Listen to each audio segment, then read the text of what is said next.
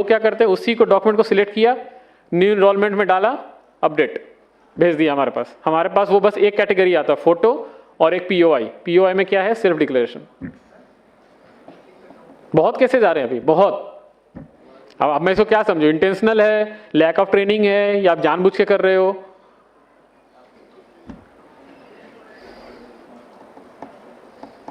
तो ये एक कॉमन सिनेरियोज थे और जो मेरा एक्सपीरियंस था वो मैंने आपको शेयर किया है।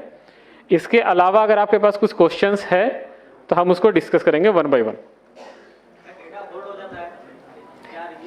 डेटा होल्ड नहीं होता है, डेटा एमडीडी में होल्ड होता है। एमडीडी में टोटल 4 प्रोसेस है। आप सुनो, एमडीडी में टोटल 4 बैच के प्रोसेस चलते हैं, ठीक है। उस 4 बैच के प्रोसेस में 4 ऑटोमेटिक है और 4 मैनुअल है। अगर किसी जगह पे वो सस्पिशियस लगा सिस्टम को, लेकिन जो मैनुअली जो चेक कर रहा है उसको लगा कि नहीं ये पास हो जाना चाहिए, उस केस में वो 2-3 साइकिल घूमता है। तो वहां पे आपके पास वो जो चेक करोगे तो दिखेगा डेटा होल्ड पे। क्यों? क्योंकि वो मल्टीपल टाइम वो रिप्रोसेस हो रहा है।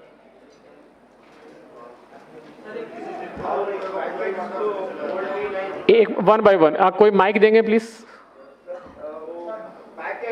एक minute, one by one, we will go one by one. आप पहले हाथ उठाइए, उसके बाद माइक लीजिए, उसके बाद बोलिए। मेरे पास आवाज नहीं आ रही है यहाँ पे।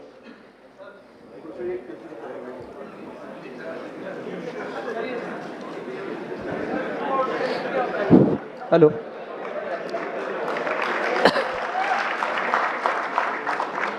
हाँ बताइए sir. Please maintain silence, please maintain silence first. Sir जब एनरोलमेंट करते हैं, सर मैं इधर एनरोलमेंट करते हैं, एक बंदे की मशीन है, उसमें वो बंदा एनरोलमेंट करता है, उसमें एनरोलमेंट लिखा हुआ आ रहा है enrolment got rejected due to technical reason. जब एनरोलमेंट स्लिप को अपन पोर्टल से चेक करते हैं तो वह लिखा हुआ आ रहा है मिसमैच रिलेशनशिप। एग्री होता है। पर क्यों सर, होता है जी आपको नहीं पता क्यों होता है? नहीं। किसी को पता है रिलेशनशिप मिसमैच क्यों होता है?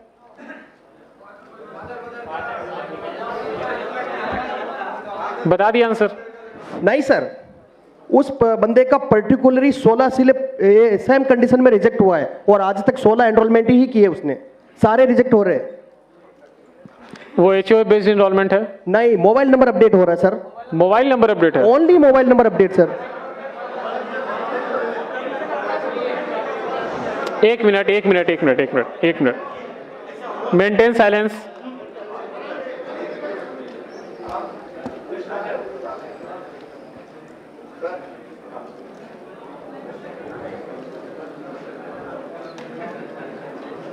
देखो मेरे पास 2 ऑप्शन है, या तो मैं क्वेश्चन आंसर करूं और नहीं तो आप बोल लो, मैं जाता हूं। मेरे पास नॉलेज है, इंफॉर्मेशन अगर आपको चाहिए तो ठीक है, नहीं चाहिए तो जैसे सिस्टम चल रहा हो चलता ही रहेगा, कुछ भी कर लो, आप सुधार नहीं सकते। एक क्वेश्चन है, क्वेश्चन 1 बाय 1 कीजिए, उसको एड्रेस करेंगे तो शायद जिसको नहीं पता उसको भी समझ में आएगा कि वो ऐसा प्रॉब्लम है, शायद मेरे लिए भी वो न्यू लर्निंग कर्व हो। एक साथ क्वेश्चन पूछोगे तो ना मुझे समझ में आएगा, ना मैं किसी का आंसर दे सकता हूं। हाँ, आप बोल रहे थे कि एचओए बेस्ड एनरोलमेंट नहीं है, बट वो मोबाइल नंबर अपडेट में बार बार इनकरेक्ट रिलेशनशिप में रिजेक्ट हो रहा है। जी सर। ठीक है, ये रिजेक्शन कोड गलत पिक कर रहा है, वो रिजेक्शन कोड नहीं होगा, वो गलत सेडा से पिक हो रहा है। या ईआईडी कुछ सैंपल आप निकाल के भेज देना रीजनल ऑफिस को, वो एनालिसिस करके आपको वापस बता। सर मैंने टेक सपोर्ट पे मेल किया था। टेक सपोर्ट नहीं, आप रीजनल ऑफिस अप्रोच कीजिए, रीजनल ऑफिस को बोलिए कि ये कुछ सैंपल ईआईडीज है 5-6 जो कि इस एरर कैटेगरी में रिजेक्ट हो रहे हैं, जो कि सिर्फ मोबाइल अपडेट है। सर उस पर्टिकुलर उस ऑपरेटर का ही हो रहा है। एग्जैक्टली यही मैं बोल रहा हूँ कि किसी एक पर्टिकुलर एक सिनेरियोज में हो रहा है ना, तो उस सिनेरियोज का एक एनालिसिस करना पड़ेगा, जो आपको रीजनल ऑफिस जो कि आपको उसका हेल्प करेगी। रीजनल ऑफिस के पास आप अपना एक केस ना आप रिटर्न में दे दो, हम एक बार रीजनल ऑफिस से बात करके आप इस पे रिवर्ट करें। Thank you sir, thank you. लिख लीजिए इसको। ठीक है, नेक्स्ट क्वेश्चन। माइक दीजिए उनको। एक minute. Hello, please maintain silence. नमस्ते सर, मैं Nagpur Maharashtra. Maintain silence please. सुनो आराम से, अगर क्वेश्चन आंसर होना है तो सब लोग शांति से बैठेंगे, जो बोलेगा वो बोलेगा। एक आदमी है, हाथ उठा दो, देख लेता है, एक एक करके पहुंचेंगे। 500 में सबको मौका नहीं मिलेगा। 2-4-10 सवाल जरूर ले लिए जाएंगे, जिसका ज्यादा रिलेवेंट है वो अच्छा है, बट किसी सवाल पे सबको हल्ला करने की कोई जरूरत नहीं। सुनो, इसीलिए है क्योंकि सीखने के लिए और समझने के लिए बुलाया गया है। जो तुम्हारे इश्यूज हैं वो सुन रहे हैं, समझ रहे हैं।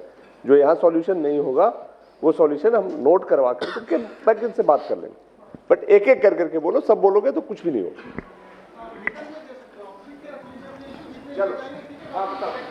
जी हाँ बताइए। सर, ये कह नमस्ते रहा सर, मैं नागपुर महाराष्ट्र से हूँ। मेरा क्वेश्चन एड्रेस चेंज से रिलेटेड है। एड्रेस चेंज में पहले son of, daughter of, care of, इस तरह के 3 ऑप्शंस आते थे।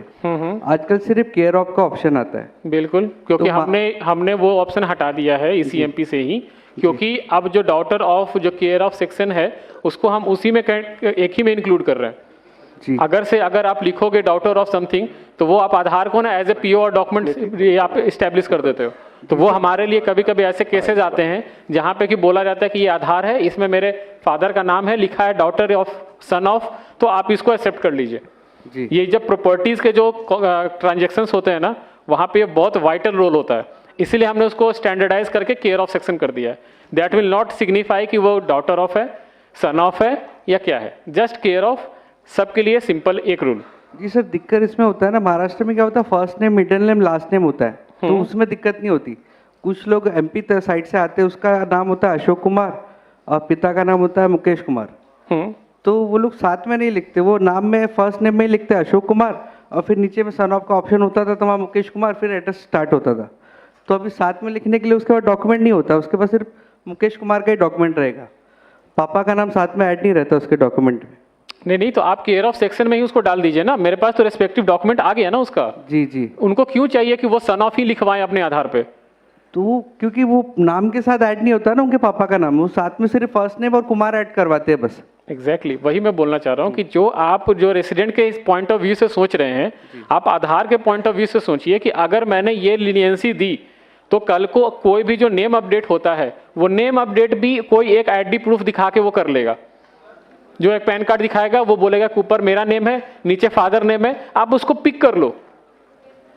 मैं क्यों पिक करूं उस चीज को? इसीलिए हमने उसको स्टैंडर्डाइज कर दिया है कि नहीं, केयर ऑफ सेक्शन ही रहेगा। आप जो एनरोलमेंट स्लिप में आप डालोगे, उसके कॉरेस्पॉन्डिंग जो डॉक्यूमेंट होगा, वहां पे अगर उनका नाम होगा तो वेल एंड गुड है, नहीं होगा तो हम उसको रिजेक्ट करेंगे।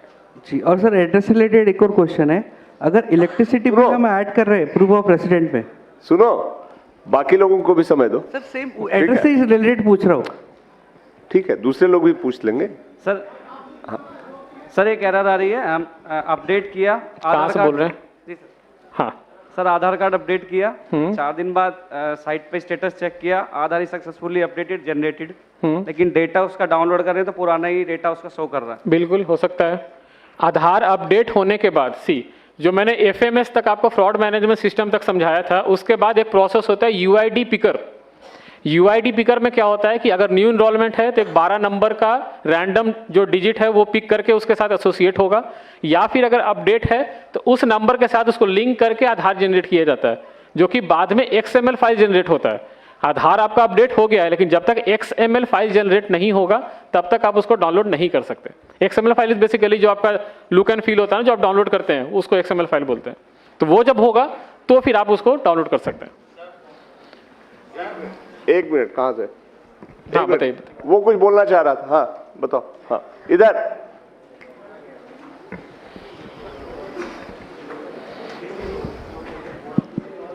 जी सर, थैंक यू। हाँ सर, बताइए। मैं ये बोलना चाह रहा था, जैसे इन्होंने बोला कि महाराष्ट्र में वो सरनेम की प्रॉब्लम आ रही है उनको, सरनेम, यही प्रॉब्लम हमारे साथ भी आई है कि जो बाय डिफॉल्ट हमारे उसमें क्लाइंट में है, उसमें सिर्फ केयर ऑफ आता है, उसमें हम कुछ नहीं टाइप कर सकते, सन ऑफ वगैरह, जैसे हम उसमें स्लैश टाइप करते हैं उसको नहीं लेता है वो।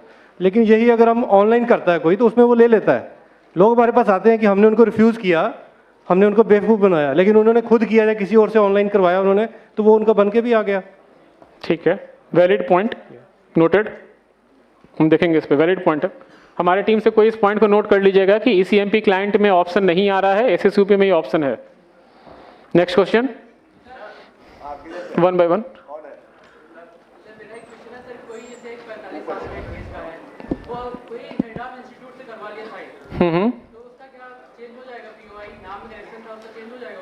नहीं, क्यों होगा चेंज? यार सुनो सुनो सुनो सुनो सुनो, पहली बात, ये आर्गुमेंट और डिबेट की जगह नहीं है। ऑथोरिटी ने डिसाइड किया है कि हेड ऑफ इंस्टीट्यूशन के सर्टिफिकेट के आधार पे नाम का चेंज नहीं होगा, तो अगर उसको चेंज करना है तो वो एप्लीकेशन लगाए, वो अलग से प्रोसेस से वो देखेंगे।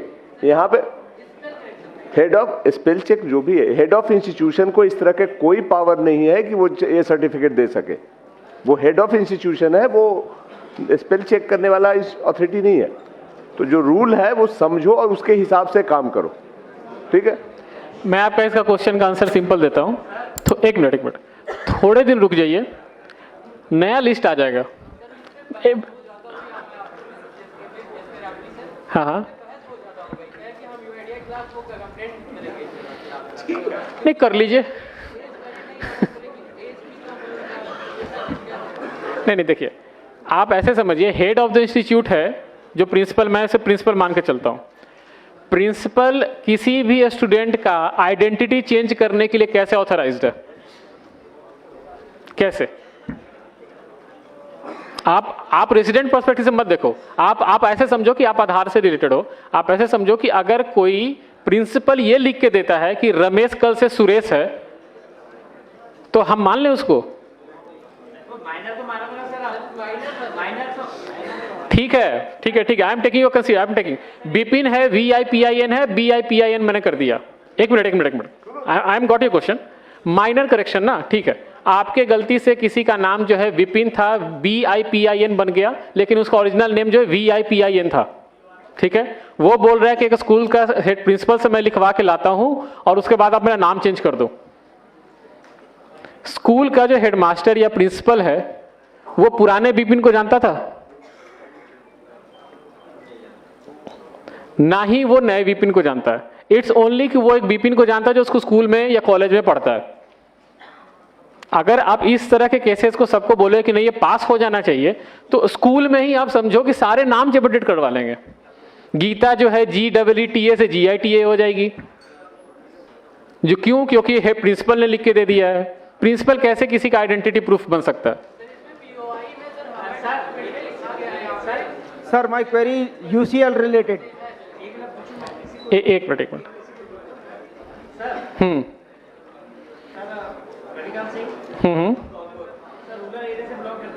हाँ बताइए। बच्चा 6 क्लास में पढ़ रहा है, ठीक है। ऐसे पर उसके आधार में रिकॉर्ड है PRABIN, ठीक है सर। डेट ऑफ बर्थ भी उसकी जो भी है एज पर स्कूल रिकॉर्ड है, उसका नाम है PRAGWN, ठीक है सर। अब ये बताओ उसको किसके बिहाफ पे हम चेंज कर सकते हैं सर? तो आपने पहले वो नाम पे क्यों आधार बनवाया? क्या सर? आपने पहले उस नाम पे आधार क्यों बनवाया? बच्चे वही तो कह रहे सर, आधार नहीं, सिंपल सॉल्यूशन है। आप RGI जाइए, बर्थ सर्टिफिकेट अपडेट करवाइए, इजी प्रोसेस है। बर्थ सर्टिफिकेट अपडेट करवाइए, हमें भी दे दीजिए, हम बर्थ सर्टिफिकेट बेसिस पे आपको तुरंत अपडेट कर देंगे। RGI जो ये गवर्नमेंट बॉडीज होती है, they are authorised to act as a POI। Principal headmaster नहीं ऑथराइज्ड हैं POI को प्रूफ करने के लिए। यार सुनो सुनो,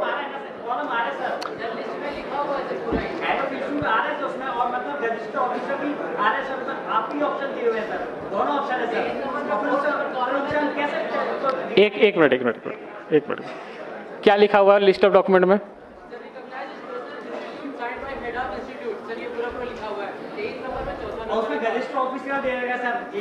हमने, हाँ ठीक है।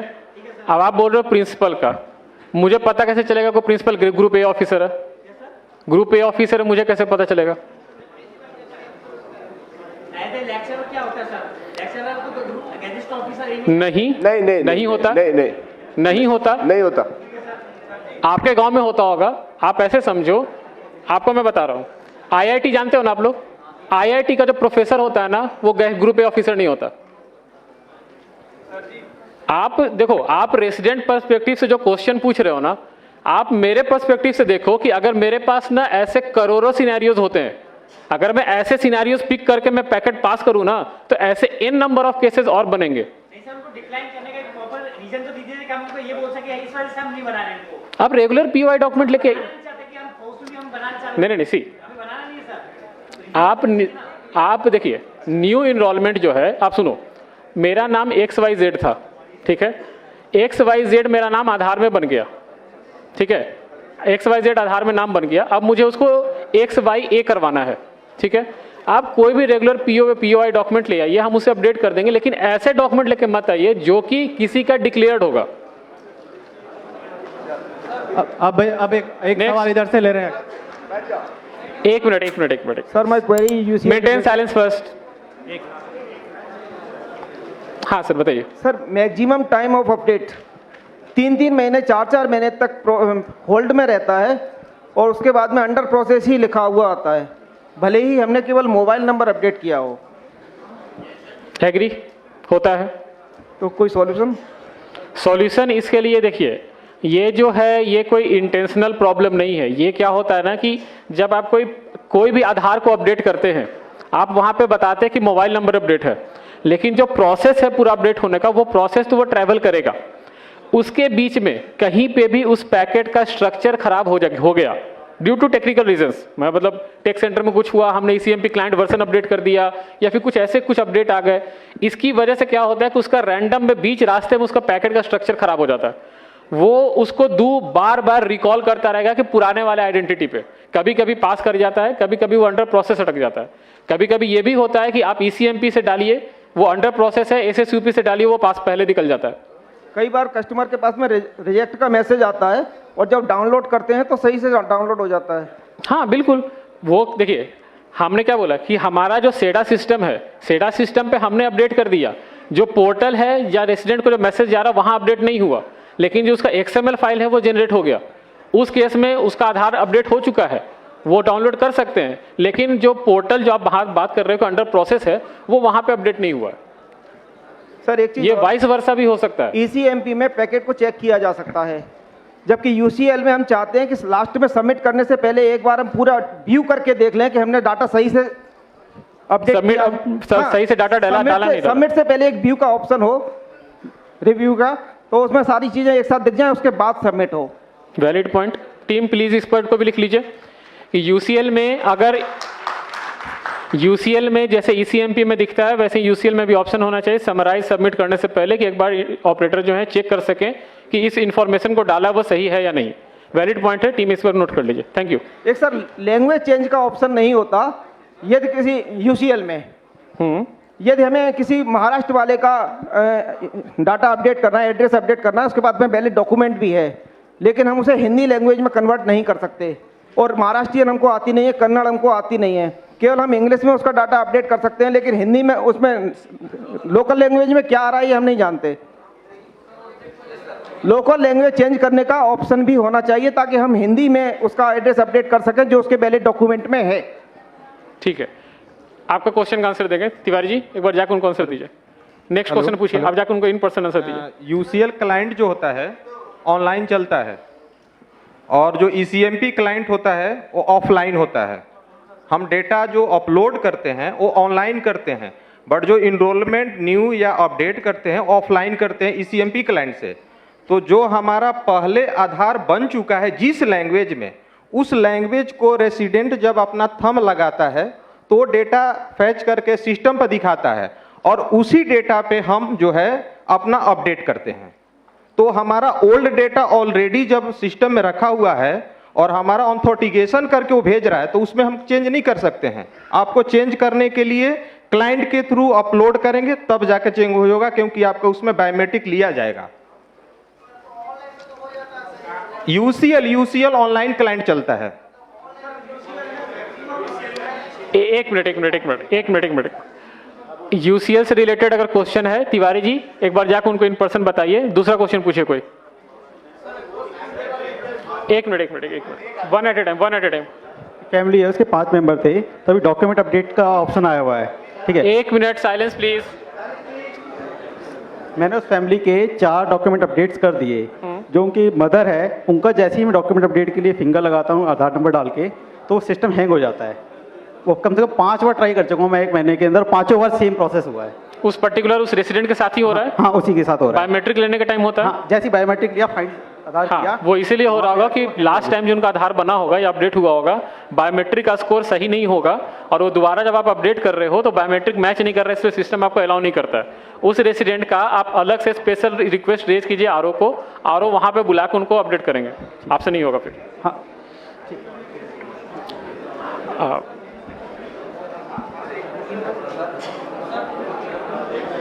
सर जैसे नेम की, डेट ऑफ बर्थ और जेंडर की लिमिट है, तो बायोमेट्रिक की लिमिट तो नहीं है? बायोमेट्रिक अपडेट करने की नहीं, यस, कोई लिमिट नहीं है। हाँ, जितनी बार चाहे करवा सकते हैं। Thank you. चलिए क्लोज कर सकते हैं। बाकी सवाल आप लोग अपने अपने लिख के दे दीजिए, हम लोग कलेक्ट कर लेंगे। हमारे ऑफिसर्स यहाँ पे हैं, दे विल कलेक्ट। आप एक काम कीजिए, देखिए सबका क्वेश्चन तो मैं नहीं ले सकता हूँ, जो मोटा मोटी क्वेश्चन था और जो एरर था वो मैंने आपको समझा दिया। मेरे पास एक क्वेश्चन भी आया कि डेटा प्रोसेस एरर में क्यों रिजेक्ट होता है। मैंने अभी बताया आपको कि डेटा प्रोसेस और जो टेक्निकल एरर्स है ये इसलिए इसका नाम रखा गया क्योंकि इसका जो एग्जैक्ट डिटेल्स है वो अगर मैं आपको समझाऊं या रेसिडेंट को समझाऊं तो नहीं समझ में आएगा। आप एक काम कीजिए, आपके जो क्वेश्चंस हैं आप कंसोलिडेट करके सीएससी टीम लीडर्स को, मेंबर्स को दीजिए, वो एक बार उनके थ्रू हमारे पास आएगा, हम उसको एड्रेस करके आपके पास वापस भिजवा देंगे, ठीक है। और एक चीज, one last thing, please maintain silence. सब लोग प्लीज शांति बनाओ, सबके सवाल नहीं हो सकते हैं, बहुत समय उतना नहीं है, पर्पस वो नहीं है, उन्होंने बहुत कुछ बताया है, बाकी आप दे दो। लास्ट चीज आप, सॉरी सर एक मिनट, लास्ट चीज आप लोग एक बार ध्यान रखिए, न्यू इनरोलमेंट प्लीज बैठ जाओ ऊपर। सुनो कौन है सरदार जी, बैठ जाइए आप लोग ऊपर सारे प्लीज। न्यू इनरोलमेंट जो मैंने पहले भी बोला था, मैं फिर से लास्ट में बोल रहा हूँ, न्यू इनरोलमेंट पे आप कोई लीनियंसी, कोई लिवरेज नहीं देंगे for the age group greater than 18 years. एक भी डॉक्यूमेंट में ओवरराइटिंग है, सस्पिशियस लग रहा है या कोई भी इशू आपके लेवल पे दिख रहा है, आप उसको एक्सेप्ट नहीं करेंगे, मेरे पास नहीं भेजेंगे आप उसको पैकेट को। हमारे पास स्ट्रिक्ट ऑर्डर है from ministry of home affairs on the new enrolment, आप इस चीज़ को सीरियसली लीजिएगा। न्यू इनरोलमेंट में अगर क्यूसी में पास होता है, क्यूसी विल बी पेनलाइज्ड, और इनरोलमेंट ऑपरेटर अगर हमें भेज रहा है वो भी पेनलाइज होंगे और ज़्यादा होंगे, क्योंकि अब जितने आधार बन गए हैं मैक्सिमम लोग आइडेंटिटी चेंज करवा रहे हैं, और आइडेंटिटी चेंज करने के लिए जो मैंने आपको बताया था स्टैंडर्ड सर्टिफिकेट मैक्सिमम लोग यूज़ कर रहे हैं। आप स्टैंडर्ड सर्टिफिकेट नहीं लोगे for the name change, gadget notification हो ना हो doesn't matter, standard certificate is not applicable. ये 2 पॉइंट आप ध्यान रखेंगे आगे से जब भी इनरोलमेंट या अपडेट कीजिएगा। Standard certificate for old POI और न्यू इनरोलमेंट में हर एक टैब्स में मुझे डॉक्यूमेंट चाहिए और वैलिड डॉक्यूमेंट चाहिए। क्लियर है? Yes, no? Okay, thank you and have a good day.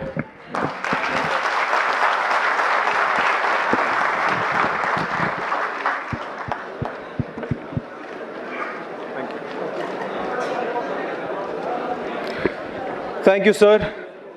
सभी लोग 5 मिनट बैठ जाएं, बात ना करें आपस में, हम सेशन के अंत में पहुंच गए हैं।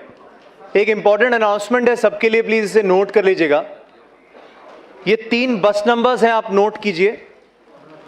जिनको भी दिल्ली रेलवे स्टेशन जाना है वो इन 3 बसेस को बोर्ड करेंगे, आप नोट कर लीजिए। मैं रिपीट करता हूं, यूपी 22 AT 0207, रिपीट करता हूं, यूपी 22 AT 0207। एक और नंबर है वो नोट कीजिए, यूपी 22 AT 0405। एक बार दोबारा बोलता हूं, UP 22 AT 0405 and last UP 22 AT 4711। UP 22 AT 4711। ये 3 बस नंबर्स हैं, गेट नंबर 3 के बाहर ये बसेस रहेंगी। सेशन के अंत में आप लोग ये 3 बसेस बोर्ड कर सकते हैं जिनको भी दिल्ली रेलवे स्टेशन जाना है। हम सेशन के अंत में पहुंच गए हैं और आपकी उत्सुकता और आपके सवालों को देखकर खुशी भी होती है, लेकिन बहुत सारे ये पॉसिबल नहीं है कि सबका सवाल हमने लिया जाए, इसलिए हमने लिखित तौर पे नई दिल्ली रेलवे स्टेशन है, नई दिल्ली के लिए।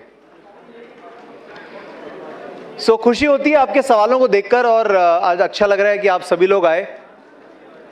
अंत में मैं हमारे एमडी सीईओ साहब श्री संजय कुमार राकेश जी से रिक्वेस्ट करूंगा फॉर वोट ऑफ थैंक्स। एक बार तालियों के साथ उसी एनर्जी को वापस लेके आएंगे जो सुबह थी हमारे लिए।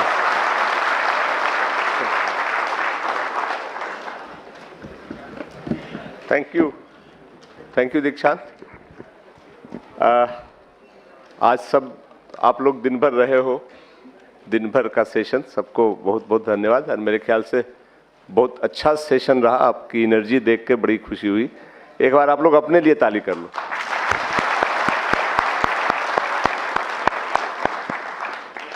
आज जो पर्पस था मेरे ख्याल से काफी हद तक सर्व हो गया। यूआईडी की टीम जो यहाँ आई है और जिस तरह से उन्होंने सब एक्सप्लेन किया है, उसके लिए हमारी तरफ से वो विशेष रूप से धन्यवाद के पात्र हैं। उनके लिए भी हम स्वागत करते हैं। और आपने सुना, पर्पस यही था कि आप रोज गांव में लोगों के आधार अपडेट करने के काम से जूझते हो, उनके बहुत सारे सवाल आते हैं। कोई डॉक्यूमेंट आप नहीं करते हो, कुछ कहते हो कि ये नहीं हो सकता है, तो वो आपसे सवाल करते हैं। आप किससे सवाल करोगे? तो हमने इसीलिए सोचा था कि यूआईडीआई यहाँ जो है वो इसकी पूरी ऑथोरिटी है। और आप ये समझते हैं कि 134 करोड़ लोगों के इतने सारे डेटा वो रखते हैं, उसके आधार पे वेरीफाई करते हैं और फिर बताते हैं कि सही है कि गलत, और उसमें कोई एरर नहीं होना चाहिए। एक गलती और उनके सिर पे लोग डंडा बजाना शुरू करते हैं कि ये गलती कैसे हो। इसलिए उनको ये सिस्टम बनाना है।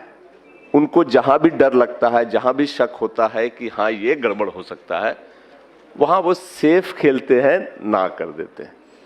आज आपके सवाल हम देख रहे थे, सबके जो बीच में मरमरिंग और सबके रिएक्शन थे वो देख रहे थे। सबका एक ही था कि आपके जो सवाल हैं, जो लोग सवाल आपसे करते हैं, जब आप कह देते हो कि ये नहीं हो सकता, वो आप चाहते हो कि इनसे बताएं। बट वो ये भी बता रहे थे कि क्यों करें। हेड ऑफ इंस्टीट्यूशंस लिखा हुआ है, हेड ऑफ इंस्टीट्यूशंस हिंदुस्तान में लाखों की संख्या में, और कोई रिकॉर्ड नहीं है जिससे ये वेरीफाई हो कि हाँ वो ज्ञान माध्यमिक विद्यालय है तो वो सच में वहां ज्ञान माध्यमिक विद्यालय है या नहीं है। तो वैसे को कैसे करें? अभी उन्होंने सर्टिफिकेशन का एक नया सिस्टम शुरू करने की बात थी, आई कि नहीं, कि अब जो सर्टिफाई करेगा, जो वेरीफाई करेगा, वो भी अपना आधार देगा, ताकि वो पहले वो वेरीफाई कर लें कि वो आदमी सच में है कि नहीं या सही नाम से। तो वो भी अब 7-8 करोड़ तो रोज अटेम्प्ट होते हैं उनके पास, तो इसलिए उनको भी समझिए। और इसके अराउंड जो सेंसिटिविटी है वो आदमी का प्रूफ है कि वो इंडिया में है। इसलिए उसने कहा कि अब जब सब आधार हो गए हैं बड़े लोगों के, तो अब नए आधार कहाँ से आ रहे हैं? या तो वो कहीं से आया हुआ इलीगल माइग्रेंट है, या कुछ और कारण से हो गया, नाम बदल रहा है। तो इनके जो कंसर्न है वो समझिए। और चूंकि आप आधार यूआईडीआई के रिप्रेजेंटेटिव हो, आप गांव में रहते हो, गांव वालों के रिप्रेजेंटेटिव हो, सही बात है, उसके लिए आप आधार से सवाल कर रहे हो, बट गांव में आप आधार के रिप्रेजेंटेटिव हो, उनको बताना आपका काम। हम ये बिगिनिंग है, हम यहाँ आपसे शुरू किए हैं, हमने अब प्लान किया है कि राज्य स्तर पे भी ये करेंगे। आरओ से आपका इंटरेक्शन बढ़ाएं। जैसे उन्होंने कहा कि कुछ कुछ सवाल हैं जो आप हमारे लोगों से पूछोगे तो कुछ नहीं मिलेगा, सीएससी का जो स्पॉक है उससे कुछ नहीं मिलेगा, क्योंकि उसको नहीं पता। आरओ में आप सवाल करवा लो, आरओ बताएगा। तो जी, आरओ से संपर्क, हाँ, हम वही कर रहे हैं कि अब ये एक नेशनल वर्कशॉप करवाया, इसके बाद हम स्टेट लेवल पे कोशिश कर रहे हैं और फिर आगे करके डिस्ट्रिक्ट और जोनल लेवल पे भी करवाएंगे, चाहे